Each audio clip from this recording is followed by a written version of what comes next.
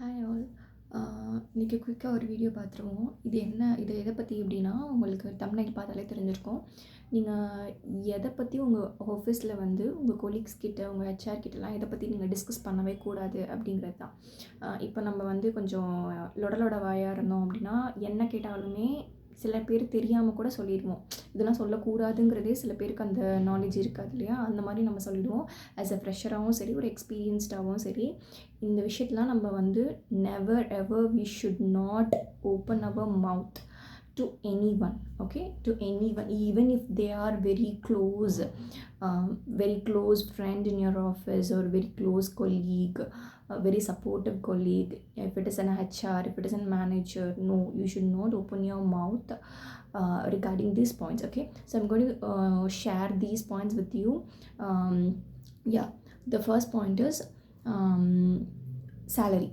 Okay, மெயினான விஷயம் வந்து உங்கள்கிட்ட வந்து நீங்கள் ஒரு புதுசாக ஒரு கம்பெனியில் ஜாயின் பண்ணியிருக்கீங்க அப்படின்னா, கண்டிப்பாக அங்கே இருக்க கொலீக்ஸ் எல்லாம், அதாவது உங்களோட கொலீக்ஸ், உங்களோட கூடவே வேலை பார்க்குறவங்க எல்லாருமே கண்டிப்பாக என்ன கேட்பாங்க அப்படின்னா, உங்களோட சேலரி என்ன அப்படிங்கிறது டேரெக்டாக கேட்க மாட்டாங்க. இந்த எல்பிஏக்கு மேலே வாங்குறீங்களா, லைக்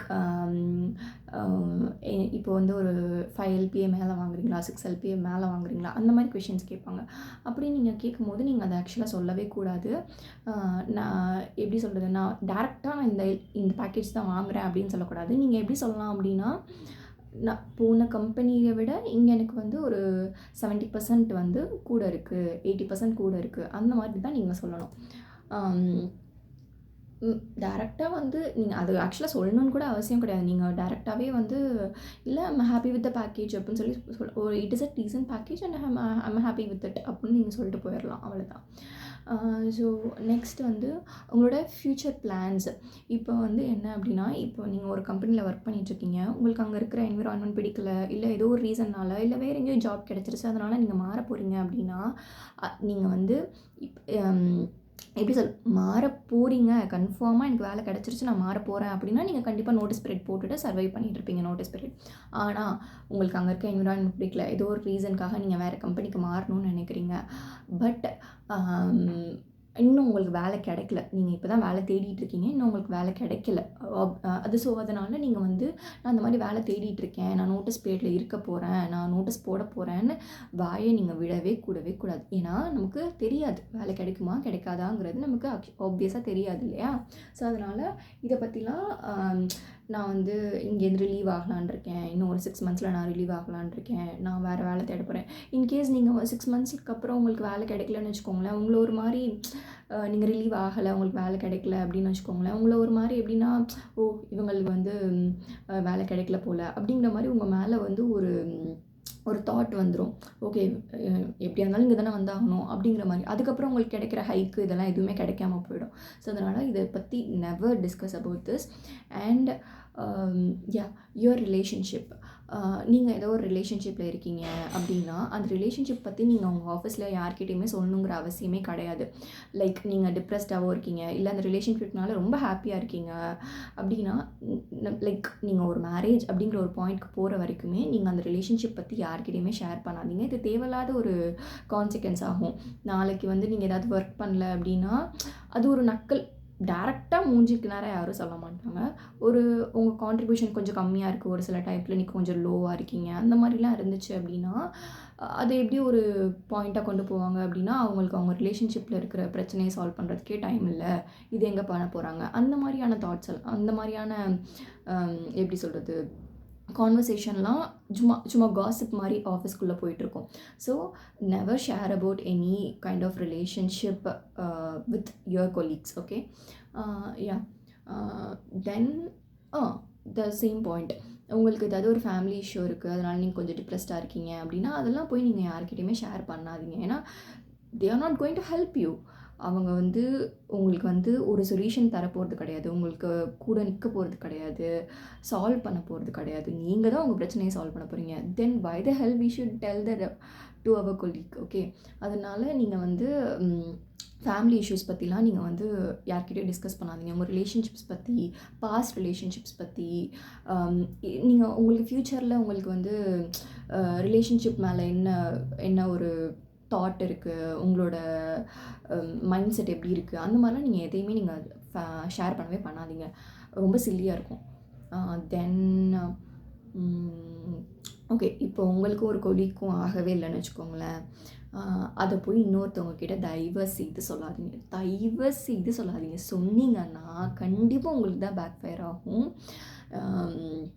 இப்போ நீங்கள் வந்து எனக்கு ஈவன் இப்போ வந்து நீங்கள் ஒரு டெவலப்பர் QA டீமில் ஒருத்தன் வந்து உங்களை ரொம்ப டார்ச்சர் பண்ணிகிட்டு இருக்கான், அவன் பண்ணுறது உங்களுக்கு ரொம்ப கடுப்பாக ஆகுது, இந்த மாதிரி இவன் வந்து சும்மா சில்லி விஷயத்துக்கெலாம் ஓவராக பக் ரைஸ் பண்ணுறான், இதெல்லாம் ஒரு பக்கே கிடையாது, இவனுக்கு ஏதாவது தெரியுமா தெரியாதா அப்படின்னு நீங்கள் போயிட்டு உங்களோட கொலீக்கோட நீங்கள் ஏதாவது டெவலப்மெண்ட்லேயே இன்னொரு ஆள் இருக்காருன்னா அவர்கிட்ட போய் நீங்கள் அதெல்லாம் போய் புலம்பிகிட்டு இருந்தீங்கன்னா நாளைக்கு இவங்க 2 பேரும் ஜாயிண்ட் அடிச்சுட்டு உங்களை கழட்டி விட்டுருவாங்க.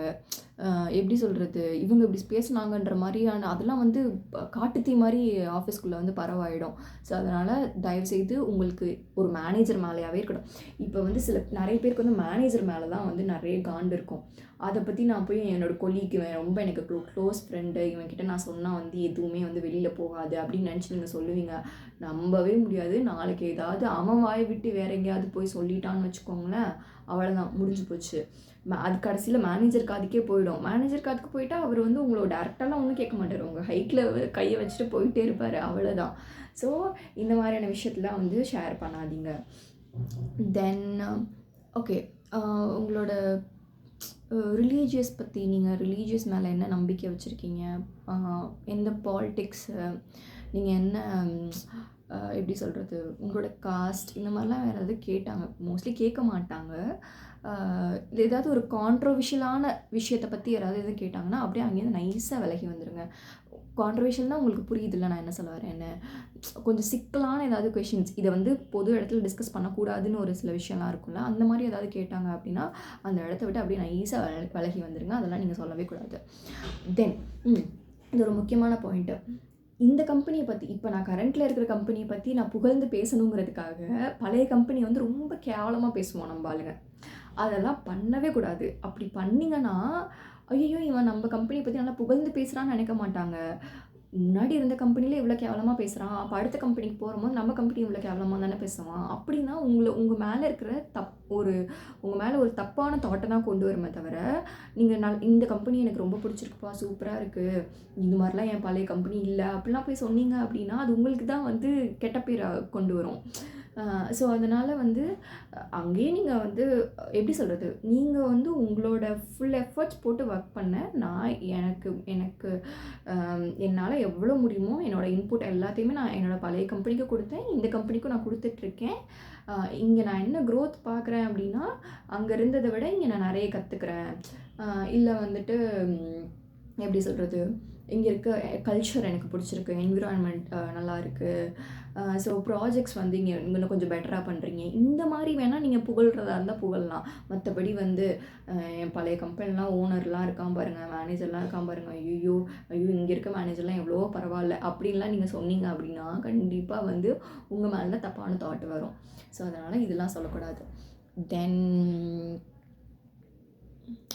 தயவுசெய்து ஆஃபீஸில் காசிப் பேசாதீங்க. ஆஃபீஸில் காசிப் பேசுகிறதுக்கு நல்லா இருக்கும், பட் தயவுசெய்து யாரை பற்றியுமே காசிப் பேசாதீங்க. நாளைக்கு வந்து நீங்கள் அந்த காசிப்பில் இன்வால்வ் ஆகிருக்கீங்க அப்படின்னாலே அது உங்களுக்கு ஒரு பிரச்சனையாக தான் வரும். அதுவும் நீங்கள் வேறு ஸ்டேட்டில் ஒர்க் பண்ணுறீங்கன்னா ரொம்ப கேர்ஃபுல்லாக இருக்கணும். உங்கள் வேர்ட்ஸ்லேயும் சரி, உங்களை ரொம்ப ட்ரிகர் பண்ணுவாங்க. ஏதாச்சும் நீங்கள் வேறு ஸ்டேட்லேருந்து வந்திருக்கீங்க அப்படின்னா கண்டிப்பாக உங்களை ஏதாச்சும் ரொம்ப ட்ரிகர் பண்ணுவாங்க. எப்படி சொல்கிறது, இப்போ நானே எடுத்துக்கிட்டோன்னு வச்சுக்கோங்களேன், என்னை ஃபஸ்ட்லாம் வந்துட்டு என்ன நீங்கள் ஹிந்திலாம் பேச மாட்டிங்களா அப்படின்லாம் சொல்லி என்னை ட்ரிகர் பண்ணாங்க. நான் என்னென்னா ரொம்ப தமிழ் பேட்ரியாட்டிக்காக இருக்கீங்களா அப்படிங்கிற மாதிரிலாம் சொன்னாங்க. நான் வந்து இல்லை அப்படிலாம் இல்லை, எனக்கு கற்றுக்கணுன்னா நான் கண்டிப்பாக கற்றுக்குவேன், நான் கற்றுக்கணுன்றதுல தான் இருக்கேன், எனக்கு கொஞ்சம் கஷ்டமாக இருக்குது பிக்கப் பண்ணுறதுக்கு அப்படின்னு தான் நான் சொல்லி எஸ்கேப் ஆனேன் தவிர, இல்லை என்னாலாம் ஹிந்திலாம் பேச முடியாது, ஹிந்திலாம் என்னால் கற்றுக்க முடியாது, நான் வந்து ஆமாம் தமிழ் பேட்ரியாட்டிக் அப்படிலாம் நீங்கள் போய் அங்கெல்லாம் வாக்குவாதம்லாம் பண்ணக்கூடாது. மூடிக்கிட்டு என்னமோ அந்த மாதிரி இருக்கணும். அப்படி தான் இருக்கணும், வேறு வழியே கிடையாது. So last but not the least, இப்போ நீங்கள் வந்து ஃப்ரீலான்சிங்காக ஏதாவது பண்ணிகிட்ருக்கீங்க, இல்லை வேறு ஏதாவது உங்களுக்கு ஒரு எப்படி சொல்கிறது, ஃப்ரீலான்சிங் சில பேர் பண்ணுவாங்க, சில பேர் வந்துட்டு ஒரு சின்ன ஸ்டார்ட் அப் இருக்கும், அங்கே ஏதாவது ஒரு ஹெல்ப் கேட்டிருப்பாங்க, அதுக்காக நீங்கள் கொஞ்சம் கொஞ்சம் கான்ட்ரிபியூஷன்ஸ் பண்ணிகிட்ருப்பீங்க. இந்த மாதிரி விஷயத்தெல்லாம் மோஸ்ட்லி இந்த மாதிரி பண்ணாதீங்க, அவாய்ட் பண்ணிடுங்க. ஒரு கம்பெனியில் வேலை பார்த்தீங்கன்னா அந்த கம்பெனியில் வேலை பாருங்கள். இன்னொன்று எனக்கு தனியாக இன்னொரு இன்கம் வேணும் அப்படிங்கிறதுக்காக அதில் போய் இது வந்து நான் ஏன் சொல்கிறேன் அப்படின்னா, ஆப்வியஸாக நீங்கள் நிறைய லேர்ன் பண்ணிக்கலாம், அதில் ஒரு இதுவுமே இல்லை.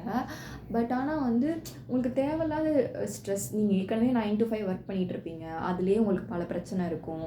அடுத்து வந்து நான் ரூமுக்கு வந்ததுக்கப்புறம் வீட்டுக்கு வந்ததுக்கப்புறம் அப்புறம் மறுபடியும் ஒரு 7 o'clock எடுத்து மறுபடியும் வந்து காட்டணும். அடுத்த இப்போ நீங்கள் ஒரு ஃப்ரீலான்சிங் பண்ணிட்டுருக்கீங்கன்னா அதுக்கு இது பண்ணணும். ஸோ மிட் நைட் வரைக்கும் போயிடும்.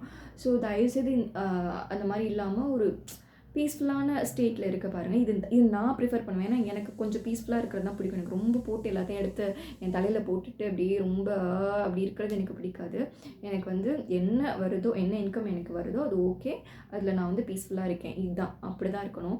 இப்போ எல்லாருக்குமே காசுங்கிறது தேவைப்படும். இப்போ நானுமே நினச்சா ஃப்ரீலான்சிங் பண்ணலாம், எனக்கு கண்டிப்பாக அதில் நல்ல இன்கம் வரும்.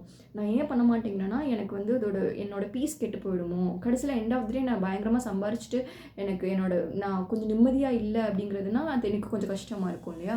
ஸோ அதனால் ஃப்ரீலான்சிங் இஷ்டம் இருக்கிறவங்க பண்ணுங்கள், அதில் ஒரு பிரச்சனையும் இல்லை. அதை பண்ணுறேங்கிறத தயவுசெய்து உங்கள் கொலீக்கிட்டேயோ இல்லை உங்கள் ஆஃபீஸில் யார்கிட்டையுமே தயவுசெய்து சொல்லாதீங்க. சொன்னீங்கன்னா அவ்வளோதான், முடிஞ்சிச்சு. அடுத்து ப்ரொடக்ஷனில் ஏதாவது ஒரு இஷ்யூ வந்துச்சுன்னா அடுத்து இது வந்து எப்படி தான் இது கன்வே ஆகுங்கிற விஷயமே தெரியாது உங்களுக்கு. வந்துச்சுன்னு வச்சுக்கோங்களேன், ப்ரொடக்ஷனில் ஏதாவது இஷ்யூ இல்லை உங்களால் ஏதோ ஒரு இஷ்யூ அப்படின்னு வந்துச்சுனாலே இதை தான் ட்ரிகர் பண்ணுவாங்க.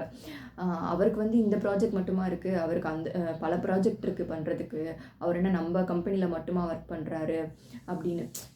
இப்போ ஃப்ரீலான்சிங்கிறது வந்து நீங்கள் வேறு கம்பெனிக்கெலாம் நீங்கள் ஒர்க் பண்ண போகிறது கிடையாது. ஜஸ்ட் வந்து ஒரு ப்ராஜெக்டை நீங்கள் எடுத்து பண்ணிகிட்ருக்கீங்க, அதில் உங்களுக்கு சைடில் ஒரு இன்கம் வந்துட்டுருக்கு, அதுதான்.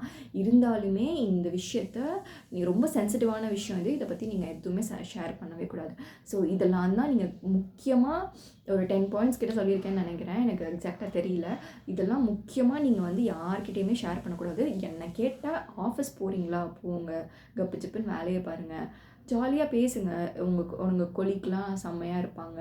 ஸோ நல்லா பேசுங்க, நல்லா இன்ட்ராக்ட் பண்ணுங்கள் எல்லாருக்கிட்டையும். நீங்கள் இன்ட்ராக்ட் பண்ண தான் எப்படி சொல்கிறது, உங்களோட நாலேஜும் கொஞ்சம் எப்படி சொல்கிறது, நீங்களே ஒரு இன்ட்ரோவர்ட்டாக இருக்கீங்க அப்படின்னா அந்த மாதிரி அப்படியே இருக்காமல் கொஞ்சம் எக்ஸ்ட்ரோவர்ட்டாக எல்லாருக்கிட்டையும் போய் மிங்கிள் ஆகி பேசுங்க, எல்லாருக்கூடையும் மிங்கிள் ஆக ட்ரை பண்ணுங்க.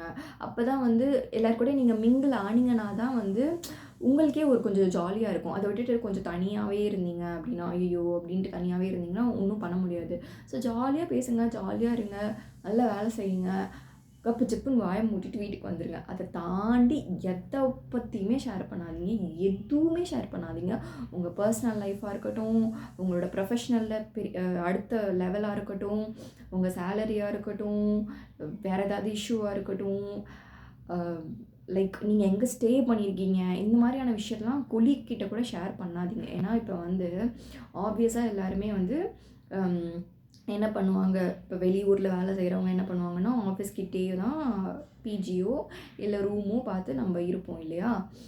அப்படி இருக்க பட்சத்தில் நீங்கள் வந்து அப்படியே வந்து ஐயோ ஏன் என்னோடய ஹாஸ்டல் இங்கே பக்கத்தில் தான், இங்கே தான் ஒரு அரௌண்ட் ஒரு 500 மீட்டர்ஸில் தான் இருக்குது, இல்லை ஒரு 1 கிலோமீட்டரில் தான் இருக்குது, என் ரூம் இங்கே தான் இருக்குது, பக்கத்தில் தான் இருக்குது, நான் வந்து டக்குன்னு இப்படி 10 அடி எடுத்து வச்சோன்னா நான் ரூமுக்கு போயிடுவேன் அப்படிங்கிற மாதிரிலாம் இன்ஃபர்மேஷன்லாம் நீங்கள் கொடுக்காதீங்க. அவ்வளோ டீட்டெயிலான இன்ஃபர்மேஷன்லாம் கொடுக்கவே கூடாது. ஏன்னா கொடுத்தீங்க அப்படின்னா நாளைக்கு வந்து ஏதாச்சும் ஒரு ஒர்க்குன்னு வச்சுக்கோங்களேன், அவங்கள மிட் நைட் வரைக்கும் உட்கார வச்சுருவாங்க. ஏன்னா உங்களுக்கு பக்கத்தில் தானே இருக்குது, நாங்கள் கேப் ப்ரொவைட் பண்ணுறோம், நீங்கள் கொஞ்சம் இருந்து பாருங்கள், மற்றவங்கலாம் வந்து இன்னும் 1 hour ட்ராவல் பண்ணணும், 2 hour ட்ராவல் பண்ணணும், இங்கே உங்களுக்கு பக்கத்தில் தானே இருக்குது, நாங்கள் கேப் ப்ரொவைட் பண்ணுறோம், நீங்கள் கொஞ்சம் இங்கே இருந்து பார்த்துட்டு போங்க அப்படின்னு சொல்லி அவங்க தலையில் கட்டிடுவாங்க. இது வந்து ஒரு நாளோட முடியாது, தொடர்ந்து போயிட்டே இருக்கும் எப்போல்லாம் பிரச்சனை வருதோ. ஸோ அதனால் நான் இங்கே தான் ஸ்டே பண்ணியிருக்கேன், பக்கத்தில் தான் இருக்கேன், அந்த மாதிரிலாம் எதுவும் சொல்லாதீங்க. இந்த மாதிரி இப்போ நீங்கள் ஒரு இடத்துல ஒர்க் பண்ணுறீங்க அப்படின்னா அதுக்கு சரௌண்டிங்கில் இருக்கிற ஏதாவது ஒரு ஏரியாவில் அங்கே தான் நான் இருக்கேன் அப்படின்னு சொல்லிடுங்க. ஏன்னா ஆப்வியஸாக யாரும் உங்களை வந்து செக் பண்ணலாம் போகிறது கிடையாது. ஸோ இதான் இந்த விஷயத்தெலாம் நீங்கள் ஷேர் பண்ணக்கூடாது. என்னை கேட்டால் கப்பு சிப்புன்னு வாயை மூடிட்டு வரணும், வேறு எதை பற்றியுமே பேசவே கூடாது. அதுதான். ஓகே, ஹோப் உங்களுக்கு வந்து இந்த வீடியோ பிடிச்சிருக்கும்னு நினைக்கிறேன். இன்னொரு வீடியோவில் உங்களெல்லாம் மீட் பண்ணுறேன். டாட்டா, பாய் பாய்.